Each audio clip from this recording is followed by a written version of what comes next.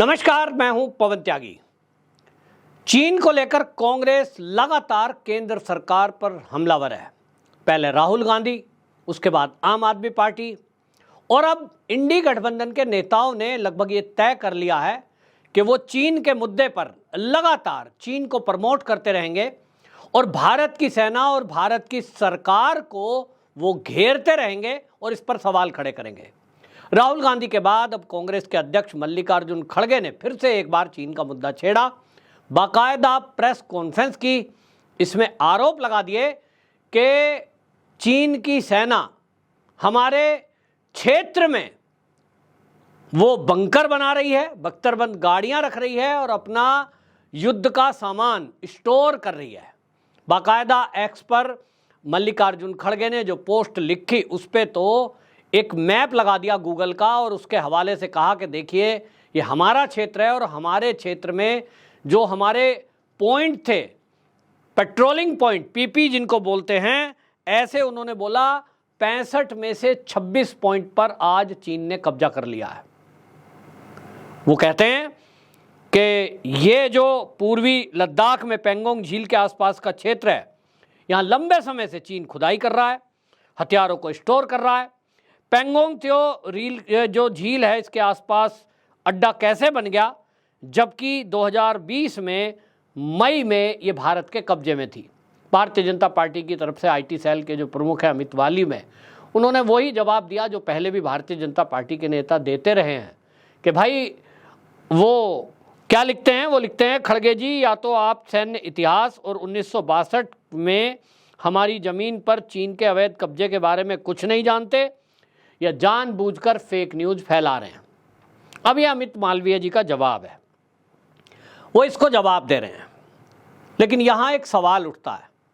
सवाल ये उठ रहा है कि आखिरकार जो कांग्रेस है, राहुल गांधी के बाद अब मल्लिकार्जुन खड़गे सामने आए हैं, ये लगातार इस बात को क्यों कह रहे हैं कि चीन ने हमारे देश में कब्जा कर लिया, हमारी ज़मीन कब्जा ली, हमारी सीमा में अंदर घुस गया। असल में आप ये बताइए कि हम इस बात को पिछले 10 साल से सुन रहे हैं। जब से मोदी सरकार आई है उसके बाद से लगातार इन्होंने राग अलाप रखा है। देश में जरा ये सोचने की ज़रूरत है, दिमाग लगाने की, कि आखिरकार ये ऐसा क्यों कर रहे हैं। क्योंकि सेना के जो अधिकारी हैं उनका लगातार आधिकारिक बयान आ गया, देश के विदेश मंत्री एस जयशंकर का बयान आ गया, देश के रक्षा मंत्री का बयान आ गया, यहां तक कि प्रधानमंत्री ने भी इस पर सफाई दे दी है। अब ये जिम्मेदार व्यक्ति संसद के बाहर और संसद के अंदर दोनों जगह एक बयान दे दे हैं और वो कहते हैं 1 इंच भी भारत की जमीन चीन के हिस्से में नहीं गई है। फिर उसके बाद भी ये जवाब दे दिया जाता है, मीडिया हो या सोशल मीडिया, के जो जमीन कब्जाई हुई है। अमित मालवीय ने फिलहाल में भी जो जवाब दिया है कि 1962 में जब जवाहरलाल नेहरू देश के प्रधानमंत्री थे उस समय इन पॉइंटों पर चीन ने कब्जा किया है, जो आज आप खड़गे जी दिखा रहे हैं। तब फिर खड़गे जी अब क्यों दिखा रहे हैं? राहुल गांधी को भी ये भारतीय जनता पार्टी वाले नेता, आईटी सेल पिछले 10 साल से यही जवाब दे रहा है कि अभी नहीं कब्जाई गई, 62 में कब्जाई गई, अभी नहीं कब्जाई गई, 62 में कब्जाई गई।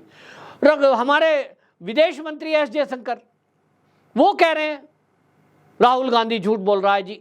अब आखिरकार ये भारतीय जनता पार्टी की केंद्र में जो सरकार है, इनको समझ में आ तो रहा होगा, मुझे लगता है। मेरे से बहुत विद्वान व्यक्ति तो मैं विदेश मंत्री को मानता ही हूँ, बिल्कुल निश्चित रूप से हैं। मुझे लगता है उनके हाथ में कुछ चीज़ें नहीं हैं और जिनके हाथ में है वो कुछ कर नहीं रहे हैं। नहीं तो ये जो इस तरह की झूठ बोलने वाले लोग हैं, इनका कोई तो इलाज होगा। अमित मालवीय जी, आप कह रहे हो कि मल्लिकार्जुन खड़गे को 62 की जानकारी नहीं है या वो फेक न्यूज़ फैला रहे हैं। तो अमित मालवीय जी, आप विद्वान व्यक्ति हैं, भारतीय जनता पार्टी ने आईटी सेल का प्रमुख आपको बनाया है, तो कुछ तो आपके अंदर गुण देखा ही है उन्होंने। तो फिर आप क्या सोचते हैं कि मल्लिकार्जुन खड़गे वो दूध पीते छोटे से बच्चे हैं, कोई नए राजनीतिक नेता हैं जिनको 62 का नहीं पता? तो फिर आप भूल में हैं। तो फिर दूसरा पहलू क्या है जो आपने दूसरा शब्द कहा कि आप फेक न्यूज़ फैला रहे हैं? हाँ, मल्लिकार्जुन खड़गे फेक न्यूज़ फैला रहे हैं। हाँ, भारतीय जनता पार्टी जिसको काउंटर करती रही, आपने फेक बताया, जानकारी नहीं थी, बीजेपी ने समझा दिया, विदेश मंत्री ने समझा दिया, रक्षा मंत्री ने समझा दिया, आईटी सेल के प्रमुख होने के नाते अमित मालवीय आपने भी सैकड़ों बार समझा दिया कि 62 में गई, 62 में गई, 62 में गई, मोदी सरकार आने के बाद 1 इंच नहीं गई। उसके बावजूद भी यदि ये नेता विपक्षी दल के इस बात को रिपीट कर रहे हैं तो इसका मतलब पक्का हो गया ना कि ये फेक न्यूज फैला रहे हैं। तो फेक न्यूज फैलाने पर आपने जो कानून बनाए क्या वो आम आदमी के लिए हैं? आप कहेंगे मैं हर वीडियो में ये बात बोलता हूं, लेकिन अब ये गुस्सा देश में है कि अगर इसी बात को कोई आम आदमी कह दे, किसी के ऊपर टिप्पणी कर दे, मोदी के ऊपर टिप्पणी कर दे, योगी के ऊपर टिप्पणी कर दे, करके देखो, तत्काल 2-4 घंटे के अंदर आपके घर पुलिस आएगी, पकड़ के ले जाएगी। जमानत आसानी से होने नहीं देंगे। लेकिन वहीं देश के विरुद्ध एक नैरेटिव चलाया जा रहा है। देश का दुश्मन चीन, उसकी सेना को तारीफ करने के लिए, उसकी सेना को महान दिखाने के लिए ये सारा षड्यंत्र है। मल्लिकार्जुन खड़गे बच्चे नहीं हैं। राहुल गांधी को ऐसा नहीं है कि पता नहीं है, भले ही बीजेपी वाले उसको पप्पू बोले, वो पप्पू नहीं है। मैं बार बार कहता हूं वो पप्पू नहीं है। जो भी लोग राहुल गांधी का मजाक बनाते हैं वो अपने दिमाग पे जोर दें और सोचें कि क्या राहुल गांधी का आप मजाक बनाकर कुछ हासिल कर पाए। निश्चित रूप से आप उस मूर्ख की तरह हैं कि आपके दरवाजे पर दुश्मन खड़ा है और आप उसको मूर्ख मानकर, कमजोर मानकर चद्दर तानकर सो जाएं, तो आपका अंत निश्चित है। इसी तरह राहुल गांधी के बारे में जो भारतीय जनता पार्टी के लोग, जो इस देश में राष्ट्रवादी लोग, जो सनातन धर्म के ध्वजवाहक हैं, वो लोग जो राहुल गांधी को पप्पू कहकर उसका मजाक बनाकर और चद्दर तान कर सो जाते हैं कि अरे ये तो ऐसे ही कहता रहता है, इसका कोई फर्क नहीं पड़ेगा, वो बड़ी भारी भूल में है। इसी राहुल गांधी ने इसी भोलेपन को दिखाते हुए नैरेटिव बनाने में कामयाबी हासिल कर ली। पूरे देश के दिमाग में ये डाल दिया राहुल गांधी ने कि ये जो मोदी सरकार है ये तीसरी बार सत्ता में आई तो ये संविधान खत्म कर देगी, तीसरी बार सत्ता में आई तो आरक्षण खत्म कर देगी, ये तीसरी बार सत्ता में आई तो बेरोजगारी और बढ़ जाएगी, ये तीसरी बार सत्ता में आए तो मध्यम वर्ग के लिए ये कोई विचार करने वाली नहीं है, अपर कास्ट का कोई ध्यान इसको नहीं है, दलितों का कोई ध्यान इसको नहीं। ये सब और क्या सिद्ध कर दिया? मोदी सरकार केवल और केवल जो है उद्योगपतियों की सरकार है।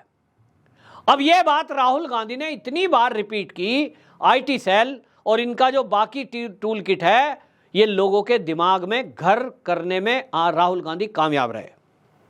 तो फेल कौन हुआ मुझे कहने की जरूरत नहीं है। चीन पर भी इसी तरह ये जो बयानबाजी की जा रही है ये एक रणनीति के तहत है, क्योंकि चीन दुनिया में अपने आप को ताकतवर दिखाना चाहता है। और ये हकीकत है कि चीन को अगर थप्पड़ करारा पड़ा है तो वो भारत से पड़ा है। कब पड़ा है? मोदी सरकार आने के बाद। जो इसी लद्दाख एरिया में झड़प हुई हैं, अरुणाचल प्रदेश में जो झड़प हुई हैं, भारत के सैनिकों ने अदम्य साहस दिखाते हुए बिना हथियारों के उनको ऐसा कूटा कि अभी तक कई तो ऊपर चले गए। चीन इस सदमे से उबर नहीं पा रहा था, करे तो करे क्या, पूरी दुनिया में रौब बना रखा है। फजीयत हो गई कि भाई चीन को भारत ने पीट दिया, तो उसने अपने इन पिट्ठुओं से, यहां जो भारत में बैठे हैं, मैं नाम किसी का नहीं ले रहा हूं, भारत में बैठे हुए अपने पिट्ठुओं से कहा कि भाई हमारी कुछ तारीफ करो, बड़ाई करो, हमारे बारे में कुछ खबर चलाओ, बताओ लोगों को कि हम कमजोर नहीं हैं, हम ताकतवर हैं, नहीं तो बहुत बेइज्जती हो जाएगी। गली का कोई गुंडा उसको कोई छोटा बालक पीट दे तो उसकी तो फिर कौन सुन रहा है। और इस तरह से चीन ने एक टूल किट तैयार की। अब मैं नहीं कह सकता, क्योंकि मैं तो बोलने वाला कुछ हूं नहीं, ये भारतीय जनता पार्टी का और केंद्र की सरकार का काम है कि वो ये पता लगाए कि जो मल्लिकार्जुन खड़गे, जो राहुल गांधी और ऐसे राजनीतिक दल के नेता, पहली बात तो ये पता लगाने की आवश्यकता है कि जो ये चीन को लेकर विपक्षी पार्टी के नेता बार बार बयान दे रहे हैं, एक ही झूठ को बार बार फैलाया जा रहा है कि चीन ने भारत पे कब्जा कर लिया, चीन ने भारत में कब्जा कर लिया। इसके पीछे कौन सी ताकत है, इसका पता लगाएं। असंभव कुछ नहीं है, लगा दें एजेंसियों को इन नेताओं के पीछे कि आखिरकार ये क्यों झूठ फैला रहे हैं। दूसरा काम जो बड़ी आसानी से केंद्र की सरकार कर सकती है और उसको करना चाहिए कि आपके पास एक कानून है कि अगर कोई फेक न्यूज़ फैलाता है उसके विरुद्ध आप एफआईआर दर्ज करते हैं और उसको गिरफ्तार करते हैं, उसका सोशल मीडिया अकाउंट भी ब्लॉक करते हैं। तो एक्स पर मल्लिकार्जुन खड़गे पोस्ट कर रहे हैं, राहुल गांधी पोस्ट करते हैं, बाकी और पार्टी के नेता पोस्ट जो कर रहे हैं, उनके खिलाफ आप कार्रवाई क्यों नहीं कर रहे? क्या देश के कानून, देश की पुलिस ये केवल आम आदमी को जेल भेजने के लिए है। ये फेक न्यूज फैलाने वालों के अकाउंट ब्लॉक करेंगे। ये आईटी का जो एक्ट है ये केवल आम आदमी के लिए है, देसी भाषा में कहूं तो गरीब आदमियों के लिए है। नेताओं के लिए इस देश के कानून इंप्लीमेंट नहीं होते हैं। या भारतीय जनता पार्टी में कांग्रेस के नेताओं के विरुद्ध ये साहस नहीं है कि उनके खिलाफ एफआईआर करके उनके अकाउंट ब्लॉक करें, उनको जेल में डालें। क्या कारण है? ये तो बीजेपी के नेता और केंद्र की सरकार ही जवाब देगी। लेकिन जब तक सख्त एक्शन नहीं होगा, इसी तरह ये कांग्रेस, राहुल गांधी इसी तरह झूठ फैलाते रहेंगे। और इस झूठ से सबसे ज्यादा अगर किसी का अपमान है तो वो देश की सेना है, क्योंकि सेना हमारे देश की रक्षा करती है, बॉर्डर पर ड्यूटी देती है। लद्दाख एरिया में -40 तक टेम्परेचर पहुंच जाता है सर्दियों में, और वो हमारी रक्षा के लिए वहां गल रहे हैं। और हम ये कह देते हैं 1 मिनट में कि चीन ने हमारे देश पे कब्जा कर लिया, हमारी सीमा में घुस आया। कहना बहुत आसान है, लेकिन 62 की वो जो लड़ाई थी और उसमें जो हुआ था उसको ये कांग्रेसी अब की बताकर एक ही तीर से 2 निशाने साध रहे हैं। एक तो जवाहरलाल नेहरू का जो वो कमजोरी थी उसको छुपाने का प्रयास है, दूसरा मोदी को कमजोर लीडर सिद्ध करने का ये एक षड्यंत्र है। अब इस पर कब कार्रवाई होगी देखते हैं। मुझे तो उम्मीद दिखाई नहीं देती। आपकी क्या राय है? कमेंट बॉक्स में जरूर बताएं। वंदे मातरम।